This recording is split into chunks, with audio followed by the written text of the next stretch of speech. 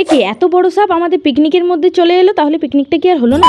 চলো চলো গল্পটা তোমাদের শুরুর থেকে বলি। দিনটা ছিল 29শে জুলাই।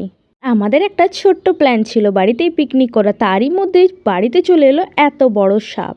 তো প্রথমেই তো সাপটা আমাদের গাছে ছিল, তারপর গাছ থেকে নেমে সাইডে কিছু তালি রাখা ছিল ওটার মধ্যেই ঢুকে গেছিল। তারপর সাপটাকে ধরে নিয়ে যাওয়া হলো।